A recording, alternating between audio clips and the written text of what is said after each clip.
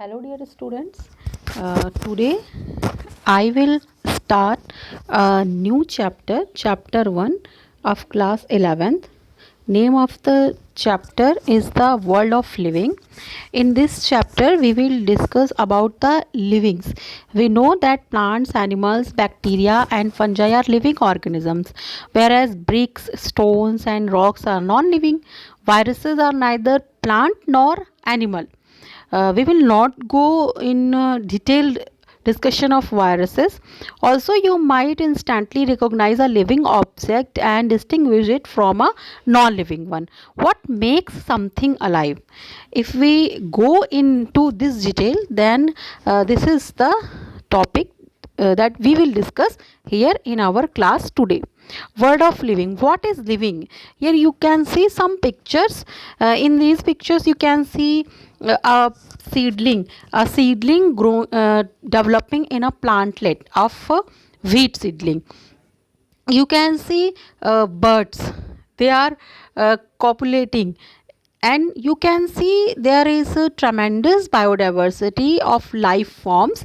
The dictionary meaning of life is the property that distinguishes living beings from non-living objects. Biologists, however, find it hard to define life. Do they have vast knowledge of living things? Simply because it is difficult to draw a fine line between living and non-living things. Virus is a lifeless particle by itself, but it becomes active and multiplies rapidly when inside a living cell. Actually, life is not a definable entity or property.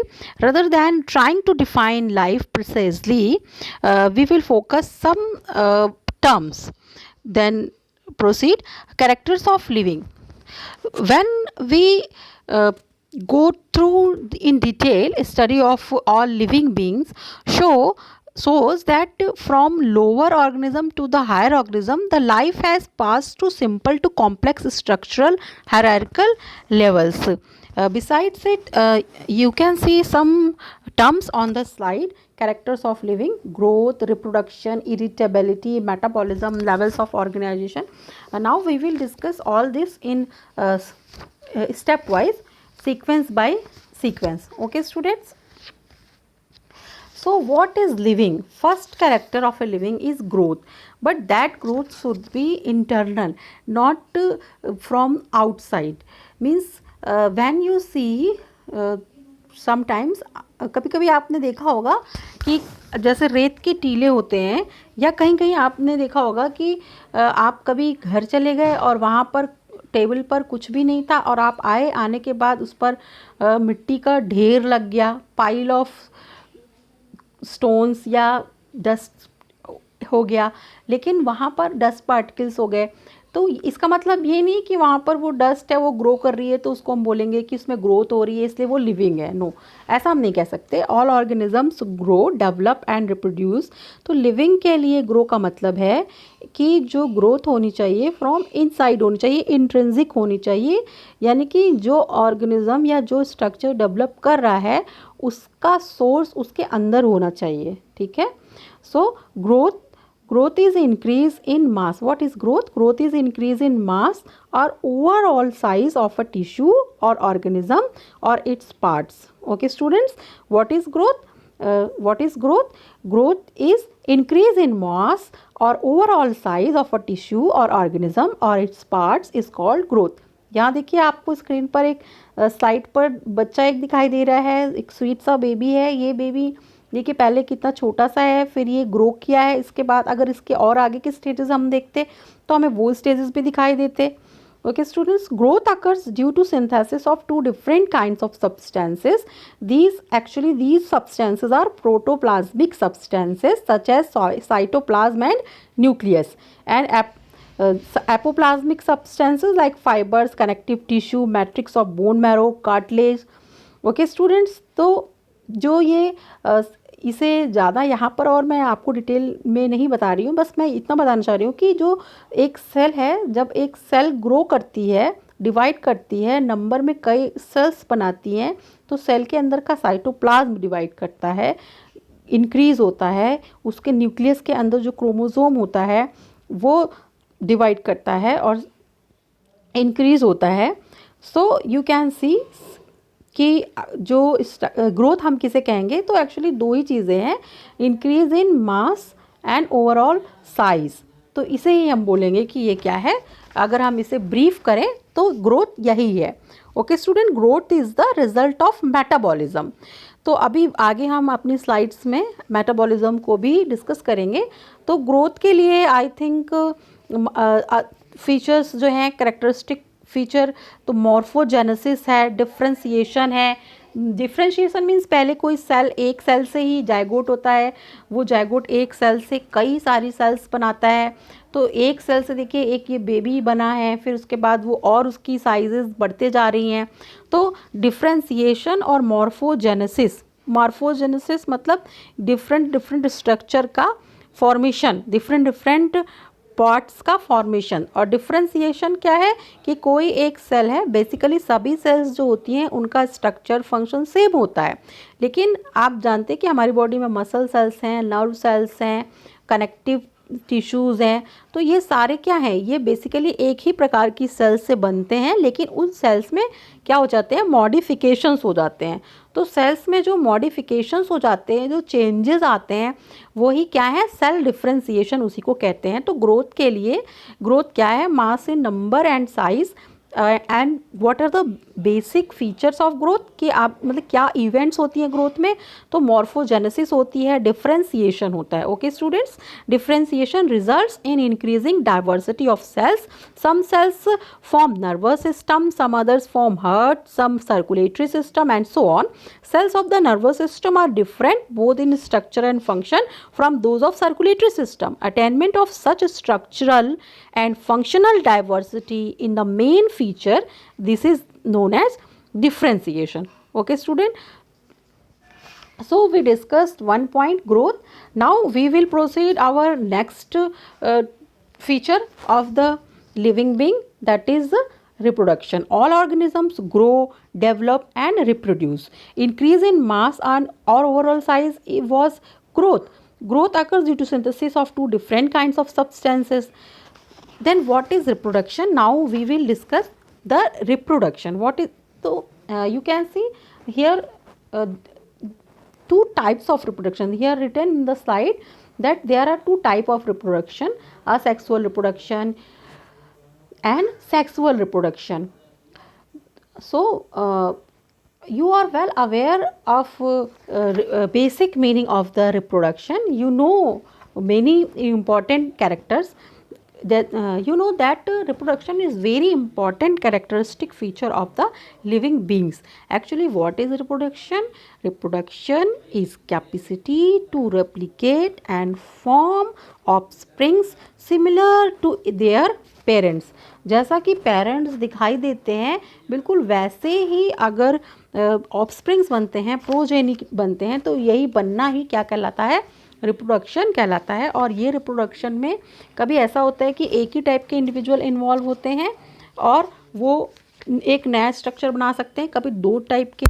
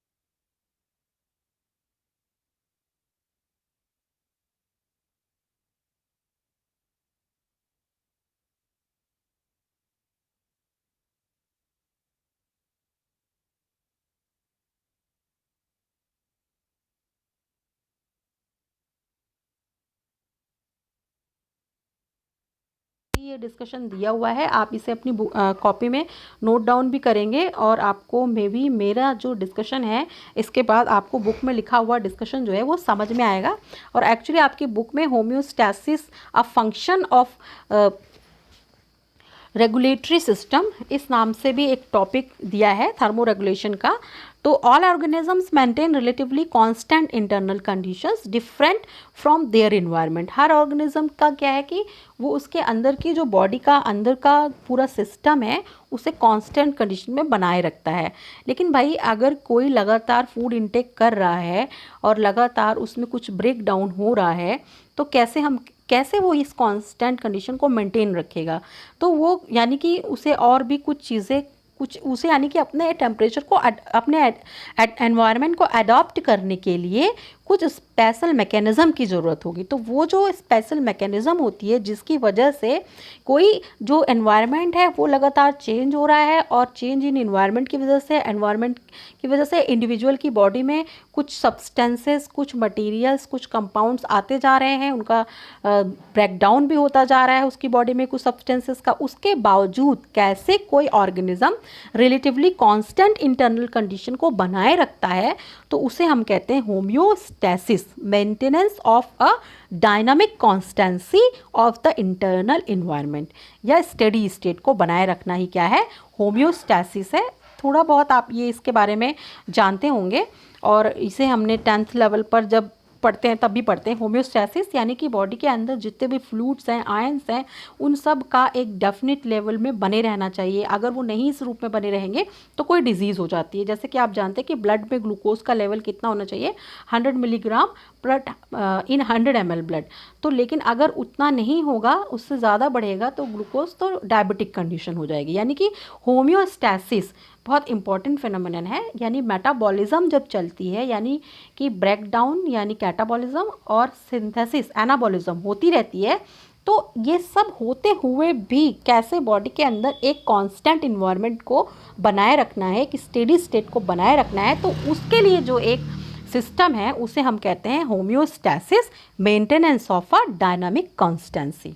Okay students, now we will proceed our next topic, irritability. तो देखिए यहाँ एक term आया, actually ये सारे terms जो हैं वो रिलेटेड है, ग्रोथ, रिप्रोडक्शन, मेटाबॉलिज्म, इरिटेबिलिटी। तो इरिटेबिलिटी का मतलब है रिस्पॉन्स देना। जैसे आप किसी एनवायरनमेंट में हैं तो हमेशा रिस्पॉन्स देते हैं। लिविंग का यही सबसे इंपॉर्टेंट कैरेक्टर है कि वो रिस्पॉन्स करता है। जैसे आपको जितने भी मैंने ये एग्जांपल्स बताए हैं तो एक्चुअली आप कहीं ना कहीं देखेंगे तो आपको इसके एक्सेप्शंस भी मिलेंगे। जैसे कि आप अगर देखेंगे कि रिप्रोडक्शन, तो आपको कुछ ऐसे कपल्स मिलेंगे जो ह्यूमन बींग्स में वो इनफर्टाइल होंगे, तो क्या वो लिविंग नहीं है? तो वो एक एक्सेप्शन केस है। तो exceptions are everywhere and biology is science of exceptions, आप जानते हैं। तो कुछ एक्सेप्शंस भी बुक में दिए हुए हैं, जैसे म्यूल है तो वो स्टेराइल होते हैं, वो हाइब्रिडाइजेशन से बनते हैं, या मोस्ट ऑफ द जो हाइब्रिड प्रोडक्ट्स होते हैं जनरली क्योंकि वो डिफरेंट स्पीसीज से आते हैं, डिफरेंट जीनस से आते हैं, तो मोस्ट ऑफ द वो क्या होते हैं, वो स्टेराइल ही होते हैं। तो इसका मतलब ये नहीं है कि वो लिविंग नहीं है।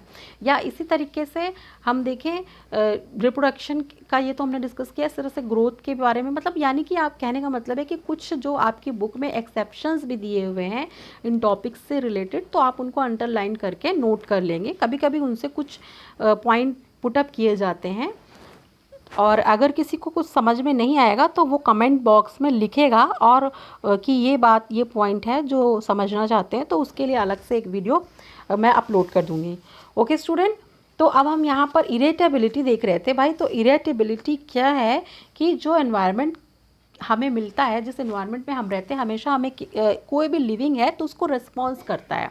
जैसे कि आप किसी एनवायरनमेंट में रह रहे हैं, वहाँ पे आराम से आप ठंडी जगह पर रह रहे हैं, तो आपकी बॉडी उसके लिए एडजस्ट करती है।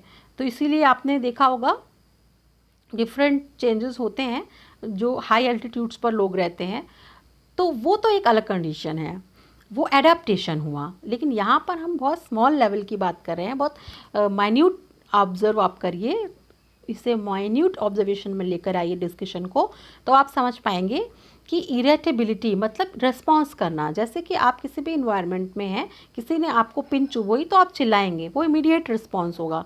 आपकी आंख पे कोई रोशनी बहुत तेज़ी से डालेगा तो आपकी आंखें बंद हो जाएंगी।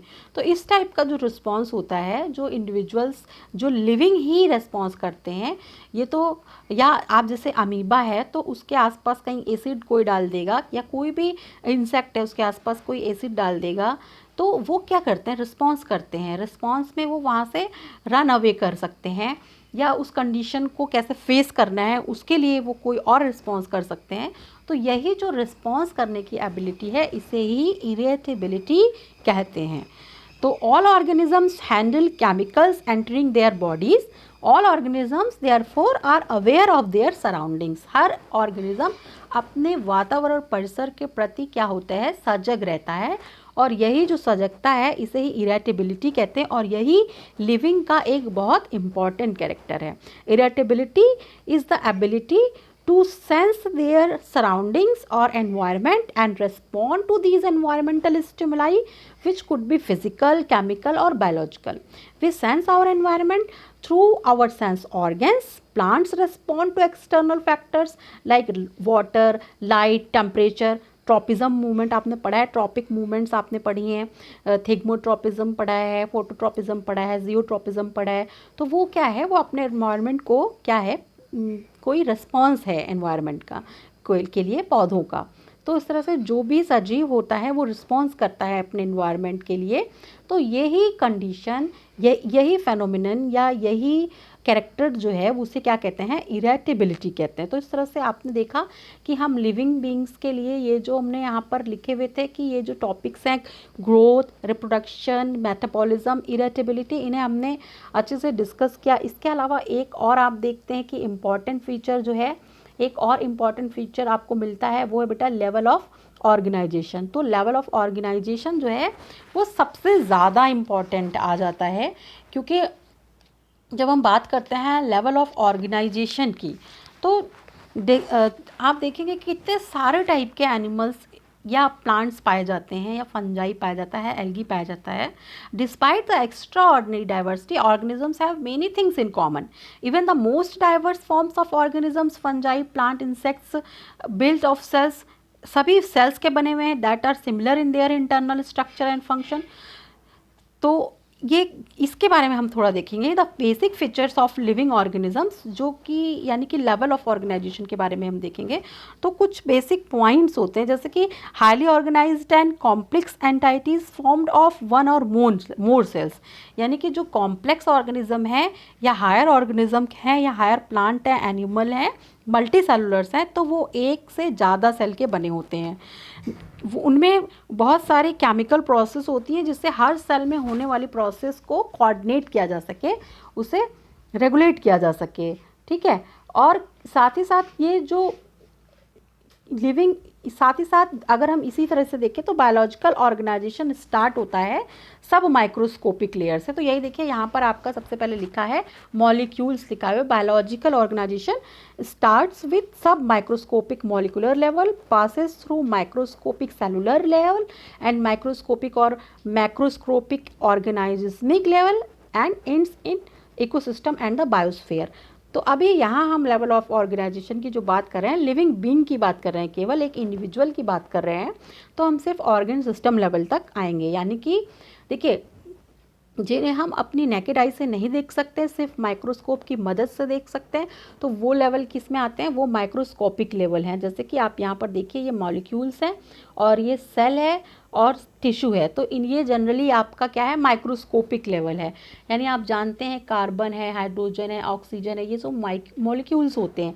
ये डिफरेंट मॉलिक्यूल्स जो हैं कार्बोहाइड्रेट बनाते हैं, फैट बनाते हैं, प्रोटीन बनाते हैं, तो इनसे ही क्या बनता है, फिर इनसे ही सेल बनती है। सेल वॉल में जैसे कि आप जानते हो कि सेल वॉल में लिपोप्रोटीन की बनी हुई सेल मेम्ब्रेन होती है, सेल वॉल सेलुलोज की बनी होती है, फंजाई में सेल वॉल काइटिन की बनी होती है। इसी तरह साइटोप्लाज्म है, अंदर साइटोप्लाज्म के क्रोमोसोम है, वो भी डीएनए से बना है, तो डीएनए भी न्यूक्लिक एसिड का बना हुआ है, तो न्यूक्लिक एसिड भी शुगर बेस और प्रोटीन, शुगर बेस और फॉस्फेट के बने हैं। तो ये सभी क्या है, मॉलिक्यूल्स हैं, यानी कि सबसे बेसिक लेवल जो है लिविंग का, पहले मॉलिक्यूल लेवल ही है। मॉलिक्यूल से सेल बनती है, सेल के बाद ग्रुप ऑफ सेल्स जब बनते हैं तो उसको टिश्यू बोलते हैं। और टिश्यू के बाद जो नेक्स्ट लेवल आपको दिखाई देता है वो लेवल है, कौन सा है वो लेवल बेटा है, टिश्यू के बाद का जो लेवल है वो ऑर्गन लेवल है। फिर उसके बाद ऑर्गन सिस्टम लेवल है। मीन्स कि अगर हम देखें the hierarchies of biological organisation तो reveals that atoms are the lowest unit. अगर हम मॉलिक्यूल के भी छोटे लेवल पर जाएं तो हमको एटम का लेवल मिलता है। Atoms combine to form molecules which undergo chemical reactions to form organelles. Several organelles are contained in the cell. A group of cells meant for a specific function constitutes a tissue. Above the tissue level of organization, many tissues become engaged to form a particular organ like liver, stomach, lung, testis, ovary for a specific function. A system emerges when many organs take up a particular life process such as digestion, photosynthesis, respiration, reproduction and several others. So you can say the living things are called organisms, जिन्हें हम कहेंगे तो वो क्या करते हैं, ये एक डेफिनेट लेवल ऑफ ऑर्गेनाइजेशन को शो करते हैं। तो यही लेवल ऑफ ऑर्गेनाइजेशन हमने यहाँ पर देखा। Properties of tissues are not present in the constituent cell. जैसे कि टिश्यू में होगी, ज़रूरी नहीं है कि वो सेल, जब अब सेल्स ग्रुप बना लेती हैं और एक टिश्यू बना लेती हैं तो उसमें उनकी प्रॉपर्टी अलग हो जाती है। इसे आप बड़ी सिंपली समझ सकते हैं। जैसे आप इंडिविजुअली होंगे, अपने घर में होंगे तो पेरेंट्स के सामने आपका बिहेवियर अलग होगा, फिर जब आप ग्रुप में आते हैं, स्कूल में रहते हैं तो वहाँ आपका बिहेवियर अलग हो जाता है। तो यानी कि जब सेल लेवल से टिश्यू लेवल आता है, बन रहे हैं ये एक दूसरे से ही। एटम से मॉलिक्यूल बन रहा है, मॉलिक्यूल से सेल बन रही है, सेल से टिश्यू बन रहा है, टिश्यू से ऑर्गन बन रहा है, ऑर्गन से ऑर्गन सिस्टम और ऑर्गन सिस्टम से इंडिविजुअल या ऑर्गेनिज्म बन रहा है। तो लेकिन इस हायरार्की में क्या है, कॉम्प्लेक्सिटी है। हर लेवल पर कॉम्प्लेक्सिटी बढ़ती जाती है, इसलिए हर लेवल पर जो आपको स्ट्रक्चर मिल रहे हैं वो जिनसे बने हुए हैं उनसे अलग रहते हैं। उनके जो प्रॉपर्टीज़ होती हैं अलग होती हैं। Properties of tissue are not present in the constituent cells. Okay, properties of cellular organelles are not present in the molecular constituents of the organelle. तो इस तरीके से यानी आप देखेंगे कि लेकिन इनके बीच में इंटरेक्शन होता है and these interactions result in emergence of a organism. ठीक है, this phenomenon is known as hierarchy of organisational complexity. ठीक है, यानी कि लेवल ऑफ ऑर्गेनाइजेशन यही है। फिर ये जो डिस्कशन है बेटा इसको मैं यहीं पर एंड करती हूँ। और ये रेफरेंसेस जो है मोस्टली एनसीईआरटी से लिए गए हैं, कुछ इमेजेस गूगल से ली गई हैं। So many thanks for hearing me and आप मेरे वीडियो को लाइक करिएगा, शेयर करिएगा, सब्सक्राइब करिएगा और सबसे बड़ी बात इससे आप सीखिएगा, सीखने की कोशिश करिएगा। सबसे मेन जो है पर्पस यही है कि आप जो है इनसे कुछ सीख पाएँ और अपने आप को कुछ ट्रांसफॉर्म कर पाएँ। और अपना ये आज आपका फर्स्ट लेक्चर था, तो I hope you will take benefits from this. Thank you.